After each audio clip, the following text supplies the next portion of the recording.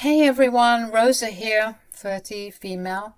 Let me spill some tea about how I dodged a bullet and got out of a toxic situation. It's a little crazy, but it's a reminder to always listen to the kids because they might just save your life. Ironically enough, they're smarter than you think, so buckle up for this roller coaster.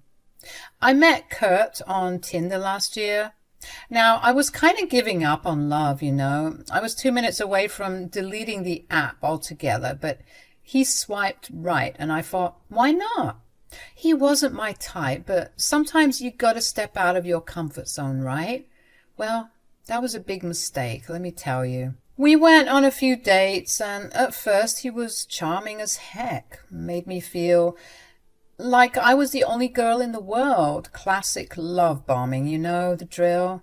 But here's the kicker. 3 months in and he's already talking about marriage. Like, hold up, buddy. We just started dating. Can we slow down a bit?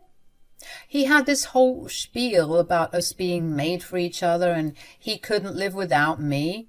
Red flags, anyone? Stupidly, at the time, I was soaking it all in, thinking I was entering my soft girl era and finally getting the love and appreciation I deserved. Thanks, daddy issues. Little did I know a storm was brewing because this was all a part of his plan. Kurt was upfront about having a son and being a widower on his Tinder profile. Points for honesty. I guess the honesty drew me in because, you know, a single dad does his best, not something you see every day. He kept talking about us being a big happy family, and I get it. He wanted a mother for his kid. At first, the love bombing seemed cute. Like I said, I was lapping it all up, but when he started pushing for marriage more and more, that's when the alarm bells started ringing. Like, why the rush, dude? Then came the manipulation tactics. Now, he was telling me I needed to get hitched ASAP because I'm pushing 30 and I was lacking a husband and a kid.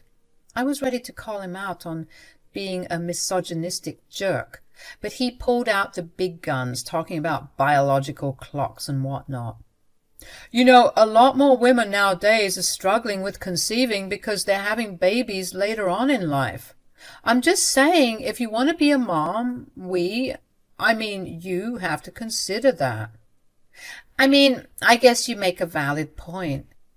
And you can practice being a mom with my son. Think about it. He's already 16, but trust me, he can be a little bit of a stinker. What do you mean? Well, I suppose I shouldn't talk crap about my own son. Huge red flag, by the way. But I could describe him as manipulative. Manipulative? How? He's literally a kid. You don't know him like I do. He's manipulative and rebellious. I guess that's expected. He's 16 after all. You're not doing a good job selling this whole motherhood thing, hey? But don't you see? Taking care of Herbert is going to help you out a lot. Kids are always crazy and rebellious like that. So it's better if you handle it now with a kid who isn't in his terrible twos anymore. Yeah, he's a bit of a prick, but it's nowhere near as tough as dealing with a newborn. This'll be a good seg. Can you believe I actually fell for it? Kurt had this way of making it seem like I needed to experience parenting with his son Herbert before diving into the whole baby thing. He painted this picture of how tough it would be, and I bought it hook, line, and sinker. Despite my initial reservations, he kept pestering me until I caved. We'd only been officially together for about 6 months, and everyone around me was screaming, "Don't do it!" Friends, family, they all warned me. But call me love-struck or something, I was ready to cut off ties for this man. They were unsupportive, of course, but I just didn't care at the time. Our wedding day came and only a handful of my friends showed up. It was a bit sad, but I was convinced that marrying Kurt was the best decision ever. I also got a chance to properly get to know Herbert. He's a sweet kid, quiet, reserved, but sweet nonetheless. Our wedding day turned out pretty good, all things considered. I was quite happy about it all. Kurt and I had our honeymoon and we returned to his home where we found Herbert. But almost immediately I could tell something was off. When Kurt got home, instead of greeting and hugging his kid, he immediately started barking orders at him. Herbert, being the shy sheep he was, just complied. It just seemed like a loveless relationship, and I awkwardly tried to play it off sometimes. But when Kurt was being particularly bossy and pushy and mean, I would butt in. Big mistake. "Herb, get me a root beer." "Please." "What?" "I was just saying you could say please." "Don't tell me what to do." Whoa, take it easy. I was just saying, I've noticed you treat Herbert like he's your slave." "What did you just say to me?" I was just saying that I feel like, you could be a bit nicer to your kid is all." "Don't tell me how to parent my kid. He's not a slave, right, Herb?" "Right, Herb?" "Right. I'm not a slave." Come on, are you serious? "Say one more word. I dare you." I had to button my lip right then and there. I could now see the cracks in the relationship. He had never spoken to me like that before, and I was so shocked and low-key scared. This is how it went for about 2 months or so. I was a bit sheepish approaching Herbert because I wanted to check up on him and see how he was doing. So one day I went to Herb's room and knocked on the door. He reluctantly let me in, and I could tell he was super nervous trying to talk to me. But I was once a shy kid too, and I was determined to get to the bottom of his shyness and break him out of his shell. We had a little small talk. I was trying to get to know him better and ask him about his interests. I could tell that he appreciated the effort, and slowly but surely he started opening up. We spent the whole afternoon playing Mortal Kombat that day, and for the first time ever, I saw Herbert smiling. I could have sworn he even let out a chuckle or two, but maybe I'm reaching. I was really happy. It finally felt like I had an ally in this war zone I called home. You might have suspected it by now, but I was starting to resent Kurt and all the crap he was doing.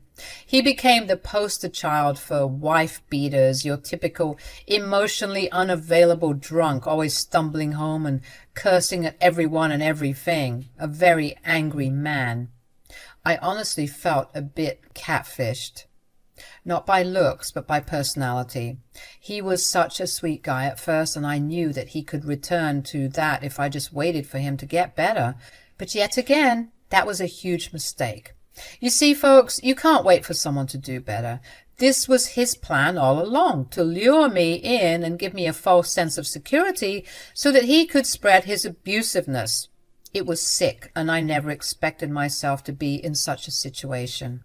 And of course, I thought about ending things, on many occasions even, but I couldn't just leave, Things were different now. We were married, and getting a divorce, especially with a man like Kurt, can be very ugly. Plus, I couldn't bear the thought of leaving Herb behind to deal with all that drama. I felt really stuck. One day I mustered the courage to talk to Herb about some things that were a bit more serious. I was hoping that I could get some incriminating evidence because I couldn't really sue the man for yelling at me and being a bit verbally abusive. I could, but do you really think the justice system would tend to a case like that? So I put on my big girl panties and got to work trying to get Herb to open up to me. "Hey, Herb." "Oh, hey, Rosa. How are you?" "I'm good, thanks. I wanted to ask you a couple of questions, if that's okay with you." Sure. What about?" "I just wanted to talk about your father." "Oh, I don't want to talk about him." "Why not?" "Well, he's just... Suddenly we heard Kurt yelling from behind us, asking us what we were doing and what we were talking about. We both quickly told him it was nothing, and Herb ran to his room, leaving me to deal with Kurt.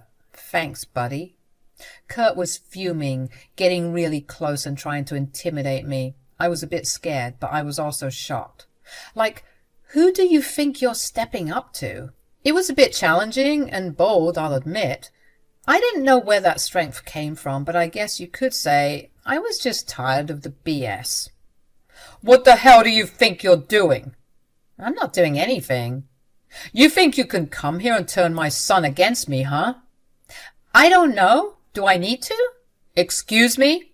I'm just saying, with the way that you treat this kid, I wouldn't be surprised if he's already contacted the authorities. Immediately, when I mentioned the cops, Kurt kind of just turned pale and shriveled up a bit. He didn't look so big and scary now. If anything, he was the one who was looking scared.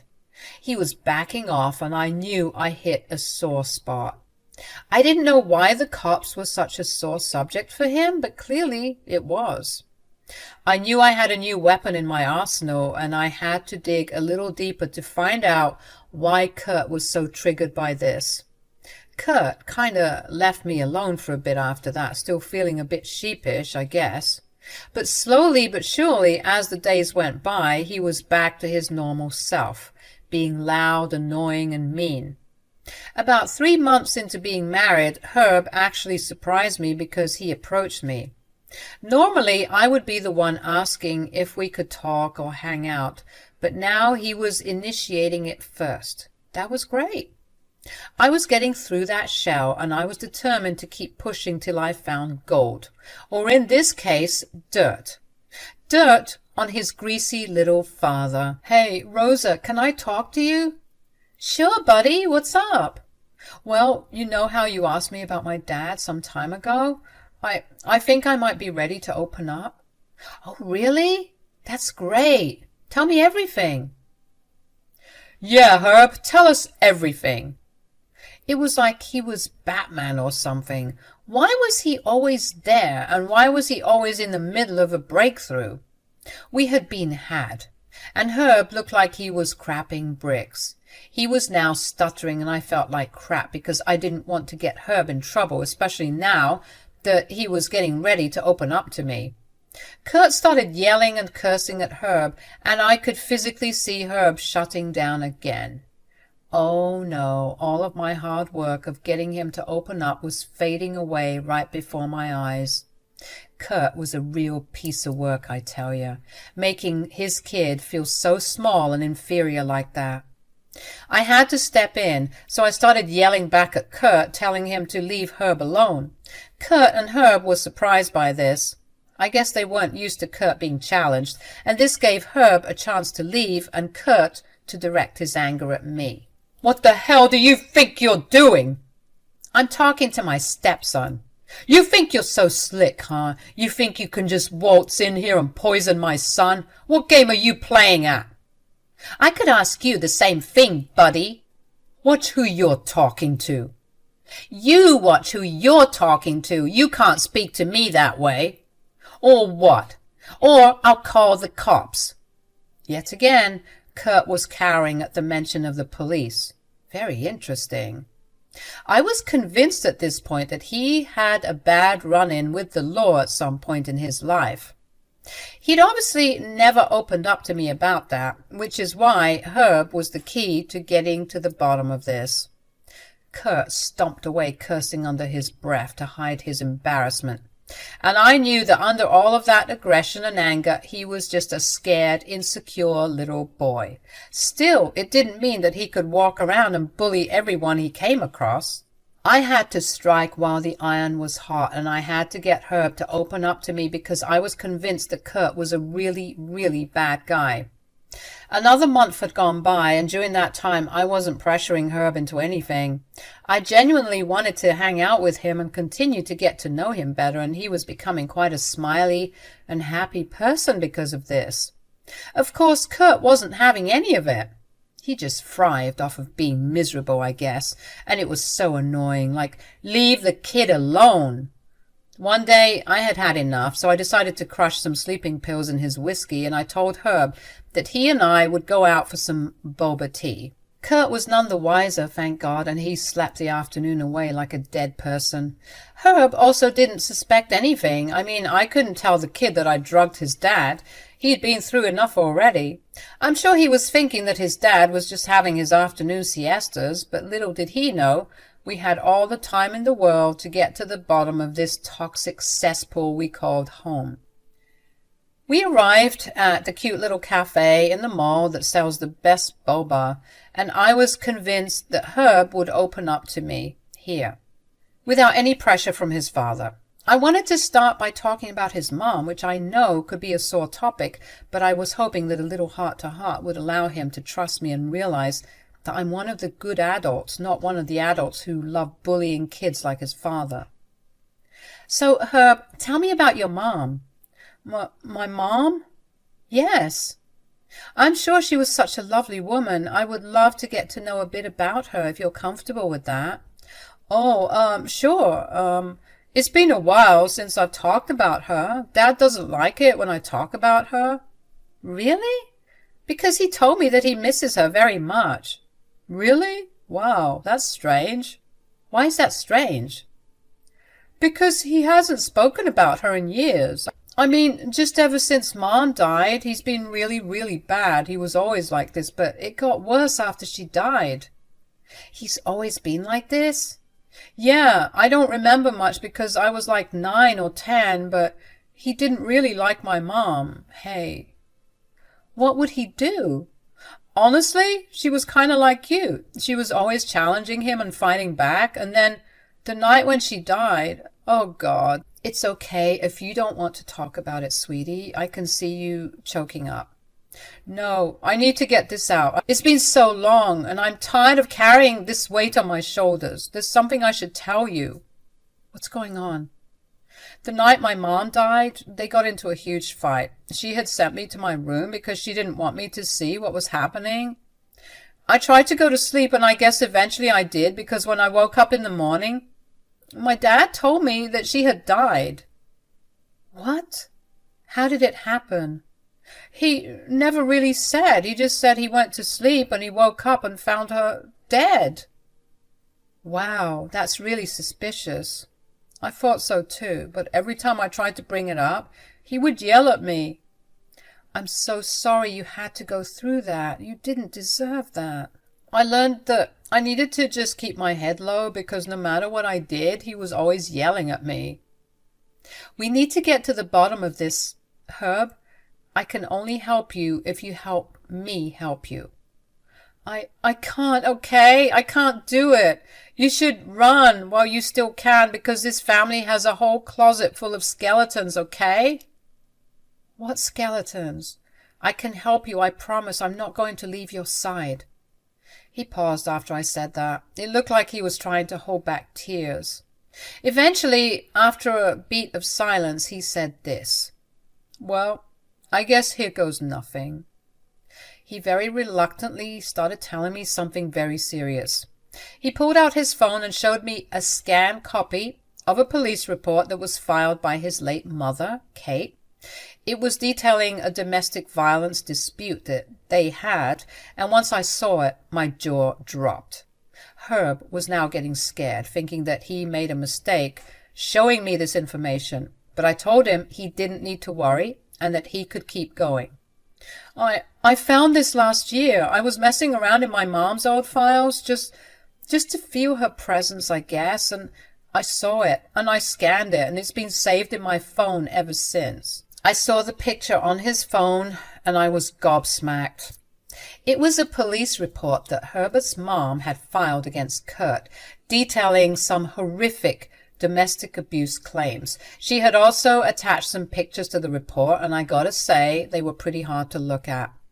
Additionally, it was noted in her file that she had stated if given the chance, he would possibly kill her. I was so shocked. I asked him what had happened and what he knew about the case. He said that that's what he's trying to figure out.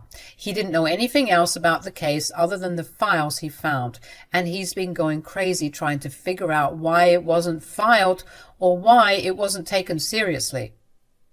This kind of thing happens all the time, though. People see women suffering, and they do nothing about it. Even the people who are supposed to help us don't help us at all. This is the worst thing I've ever seen. I'm so sorry. It all just seems hopeless. My whole life I've been beaten down by him. I don't know. It just doesn't seem like anything will change, and if I say something, he might do something to me. I'll make sure that doesn't happen. No, Rosa, you've been so nice to me. I thank you. But if you want my advice, you should run as fast as you can, like I said. This is my family mess, and I guess I'll just have to deal with it. I wouldn't take no for an answer. I hugged Herbert and told him that everything was going to be okay, and that we'd get through it together. I assured him that the moment we got home, we were packing up some things and going to stay at my friend Martin's place. Herbert was, of course, trying to resist it, saying that this was all a big mistake, but I assured him that he did the right thing by telling me about the case file his mom made. When we got home, we saw that Kurt was still passed out, so we hurriedly got some stuff and went our merry way to my friend Martin's to get away from Kurt's crazy ass. Herbert and I went to the police station shortly after we got a bit settled at my friend's place.